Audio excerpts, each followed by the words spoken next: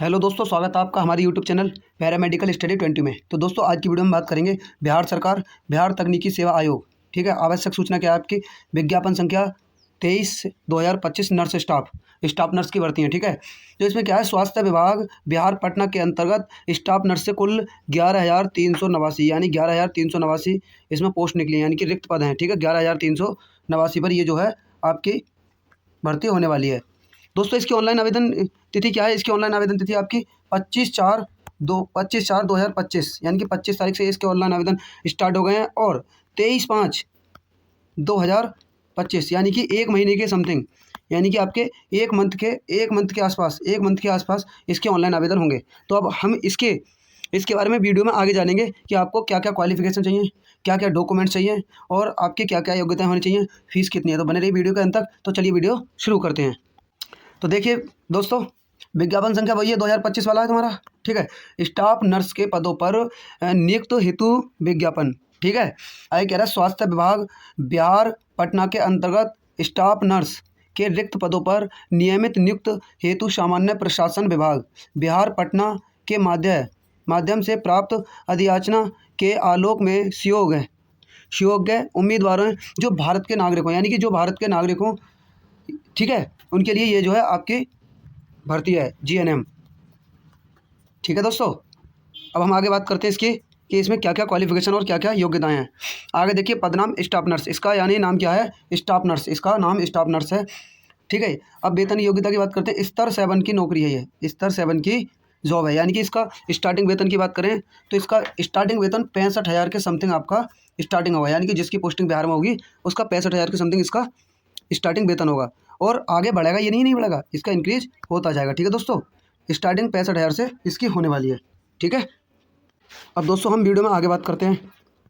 यह अनिवार्य शैक्षण योग्यता, यानी कि योग्यता क्या क्या होनी चाहिए। देखो, मान्यता प्राप्त संस्थान से भारतीय उपचर्या परिषद इंडियन नर्सिंग काउंसिल नई दिल्ली द्वारा समय समय पर अवधारित अवधि का general nursing and midwifery GNM course से उत्तीर्ण एवं तत्व संबंधी प्रमाण पत्र प्राप्त रहना आवश्यक होगा। यानी कि इसके बारे में मैं जानकारी दूं आपको, ये क्या कह रहा है। इसका मतलब आपको जो है इसमें ऑनलाइन के लिए जीएनएम होना जरूरी है, जीएनएम होना जरूरी है, ठीक है। और इसके साथ साथ 2 क्राइटेरिया और हैं, वो भी मैं आपको बता दूं। इसके रजिस्ट्रेशन के बारे में बताऊँ मैं। रजिस्ट्रेशन में क्या है, देखो इसके रजिस्ट्रेशन में क्या है। इसके रजिस्ट्रेशन में है कि आप बिहार से जो है जीएनएम,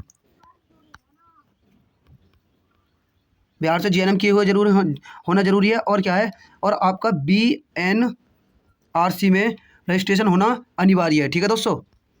अब दोस्तों ऑप्शन ये आता है कि अदर स्टेट से अगर ऑनलाइन कराना चाहता है कोई तो वो कैसे करा पाएगा। तो अदर स्टेट वालों के क्या है, देखो अदर स्टेट जैसे यूपी है, बिहार है, वो सॉरी यूपी है, अदर स्टेट और भी हैं, ठीक है।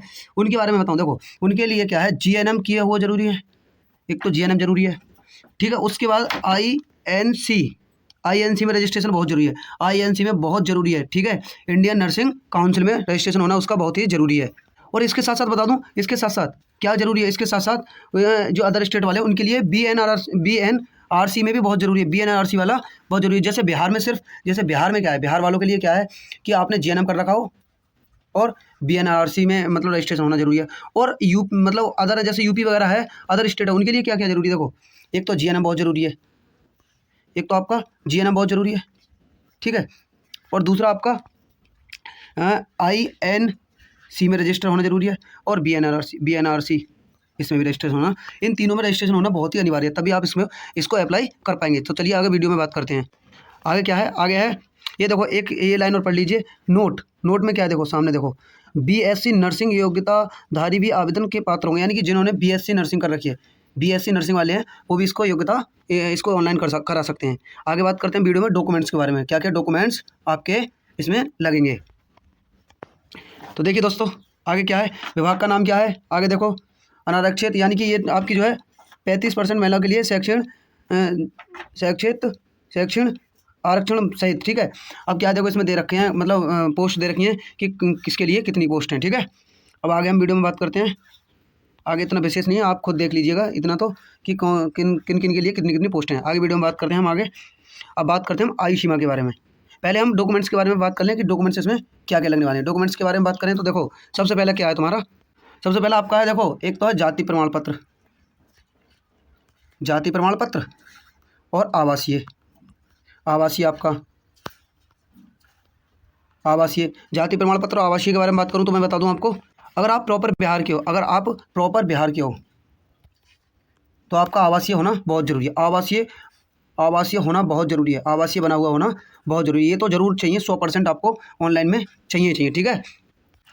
अगर अब हम बात करते हैं आगे कि जाति किस किस को चाहिए। जाति, भाई जाति भी होनी ज़रूरी है, तो जाति किस किस को चाहिए। देखो, जो SC वाले और ST वाले कैंडिडेट हैं, SC और ST वाले कैंडिडेट हैं, उनके लिए जाति होना ज़रूरी है। जाति आपकी होनी ज़रूरी है। ऑनलाइन में ये डॉक्यूमेंट चाहिए, उनके बारे में मैं आपको बता रहा हूँ। और अब मैं आगे बात करूँ तो देखो, आगे आपको मैं बता दूँ इसमें क्या है। EBC और BC वाले, EBC और BC, इन कैंडिडेटों को क्या करना है कि NCL बनवाना बहुत जरूरी है। NCL वो भी पता है कैसा होना चाहिए। NCL आपका कैसा होना चाहिए। NCL ऐसा नहीं है कभी का हो, 1 साल के अंदर का होना जरूरी है, 1 साल के अंदर का। NCL, हाँ NCL समझ रहे हो। NCL का मतलब क्या होता है। NCL का मतलब होता है, NCL का अर्थ होता है जैसे आप इसे बोलते हैं करेक्टर सर्टिफिकेट, यानी कि आपका करेक्टर कैसा है, ठीक है। करेक्टर लूज हो या कैसा है, जो कि आपका पुलिस वेरिफिकेशन बोलते हैं, पुलिस वेरिफिकेशन, ठीक है। जो आपका उसमें बन जाएगा, तहसील में जाएगा या फिर आपका जो है आपके उसमें चौकी वगैरह जो बोलते हैं उसमें जाके आपका बन जाएगा। ये होना अनिवार्य, ये तो सभी का होना अनिवार्य है, ठीक है। अब आगे बात करते हैं हम EWS वालों का। EWS वालों का क्या रोल है। EWS वालों का है, उनका EWS सर्टिफिकेट होना जरूरी है, तभी वो मतलब अपना EWS लगा पाएंगे। सर्टिफिकेट होना उनका जरूरी है, ठीक है। अब आगे हम बात करते हैं वीडियो में योग्यता के बारे में। देखो योग्यता क्या क्या चाहिए आपकी। योग्यता आपकी आयु आपकी देखो कितनी होनी चाहिए, 21 वर्ष कम से कम, न्यूनतम कम से कम आपकी कितनी होनी चाहिए आयु होनी चाहिए आपकी 21 वर्ष, ठीक है। अधिकतम की बात करें अनारक्षित के लिए 37 वर्ष और अनारक्षित महिलाओं के लिए 40 वर्ष, ठीक है। पिछड़ा वर्ग अत्यंत इनके लिए होनी चाहिए 40 वर्ष। अनुसूचित जनजाति के लिए 42 वर्ष होनी चाहिए, ठीक है दोस्तों। अब आगे हम वीडियो में आगे बात करते हैं। देखो आगे क्या है, देखो और जो तुम्हारे विकलांग वगैरह वो अपना विकलांग सर्टिफिकेट बनवा लें, ठीक है। आगे हम बात करते हैं सामान्य प्रशासन विभाग के संकल्प संख्या 962 दिनांक 22/1/2021 के आलोक में दिव्यांगों को अधिकतम उम्र सीमा 10 वर्षों की छूट अनुमान्य है। यानी कि जो मतलब विकलांग जो हैं आपके, ठीक है, दिव्यांगों के लिए 10 साल की छूट है, 10 साल की छूट अनुमान्य है, ठीक है। अब आगे हम बात करते हैं वीडियो में दोस्तों, आगे बात करते हैं इसके ऑनलाइन फीस के बारे में। ऑनलाइन फीस कितनी ली जा रही है। देखो ऑनलाइन फीस, देखो ये रहा तुम्हारा आरक्षित कोटि में क्या है, देखो अनुसूचित जन SC ST EWS BC EWS और WBC, ठीक है दोस्तों। अब आगे बात करते हैं हम उसके बारे में, इसकी ऑनलाइन फीस कितनी है। ऑनलाइन फीस के बारे में बात करते हैं। देखो क्या है उसमें, क्या सामान्य वर्ग, पिछड़ा वर्ग, अत्यंत पिछड़ा वर्ग, आर्थिक रूप से कमजोर वर्ग, उसके लिए है 600 रुपये, ठीक है। दूसरा है आपका अनुसूचित जाति अनुसूचित जनजाति बिहार राज्य के स्थायी निवासी होंगे, उनके लिए 150 रुपया, यानी कि जो बिहार के रहने वाले हैं। आरक्षित अनारक्षित वर्ग के महिला उम्मीदवार बिहार राज्य के स्थायी निवासी, उनके लिए है क्या है, आरक्षित और अनारक्षित, उनके लिए 150 रुपये फीस है। राज्य के बाहर के उम्मीदवार चाहे वो किसी भी वर्ग के हों, महिला हो या पुरुष हो, यानी कि राज्य के बाहर के, जैसे मान लो यूपी का अगर कोई लड़की हो या लड़का हो, ठीक है, उससे कोई मतलब पुरुष हो या महिला हो, इस बात से कोई फर्क नहीं पड़ता, 600 रुपये उसकी फीस है, ठीक है दोस्तों।